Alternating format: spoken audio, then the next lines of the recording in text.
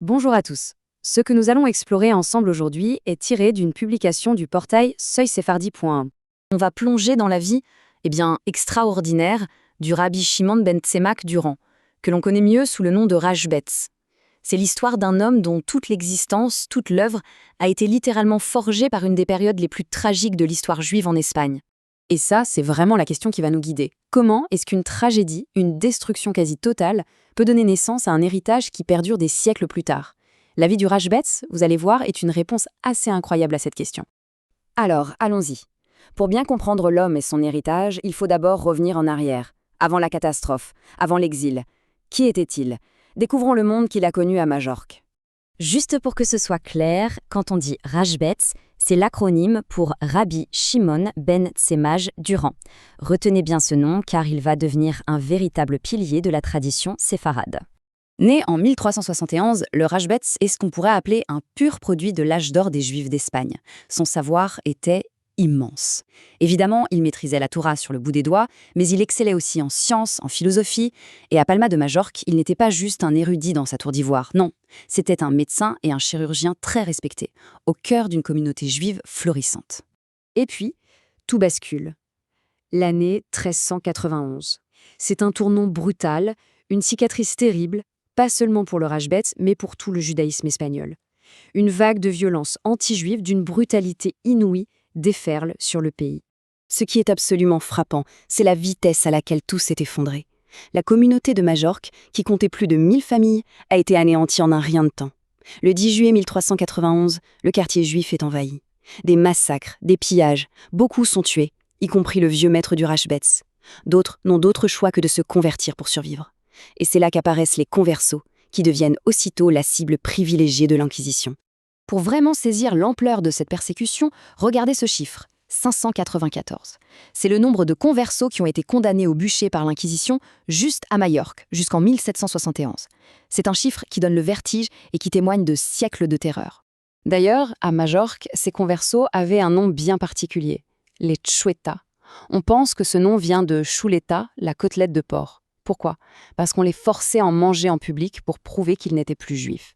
Ça vous donne une idée de l'humiliation et de la pression de tous les instants. Au milieu de ce chaos absolu, le Rashbetz réussit à fuir. Son périple le mène de l'autre côté de la Méditerranée, en Afrique du Nord.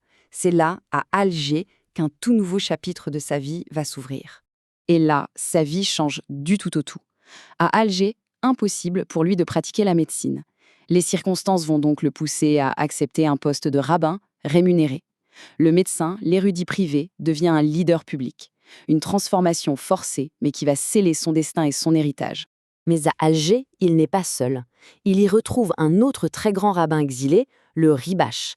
Et ensemble, ces deux géants vont poser les fondations, les bases des coutumes et des traditions qui vont définir le judaïsme séfarade d'Afrique du Nord pour les siècles à venir. Ils ont littéralement transformé une communauté de réfugiés en un nouveau centre névralgique de la vie juive. C'est donc dans ce contexte, celui de l'exil et de la reconstruction, que le Rashbetz va produire son œuvre la plus monumentale. Sa réponse à la destruction physique de son peuple, ça a été une construction intellectuelle et spirituelle absolument massive. Son chef-d'œuvre, c'est Mayagen Abod. C'est un véritable monument divisé en 4 grandes parties. Il y aborde de manière systématique les piliers de la foi juive. De la théologie à l'éthique, de la révélation à la vie après la mort, le Rashbetzite y défend les fameux 13 principes de foi de Maïmonide face aux philosophies de l'époque et aux pressions extérieures. Il y a un chapitre en particulier qui est très parlant. Il s'appelle Koshet ou Magen, ce qui veut dire un arc et un bouclier. Il a écrit ce texte pour donner des armes intellectuelles aux Juifs face aux missionnaires chrétiens et musulmans.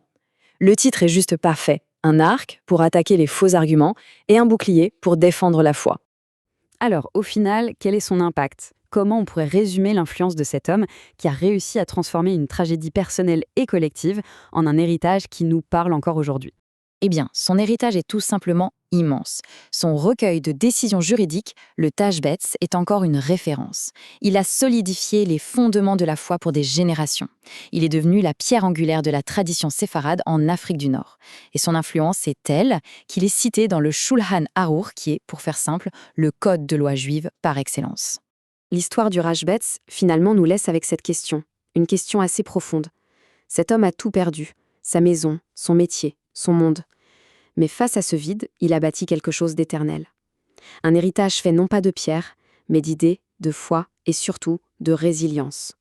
Cette présentation s'appuie bien sûr sur les sources qui sont citées dans la publication originale, et elle a été complétée par des références académiques externes pour bien confirmer tout le contexte historique.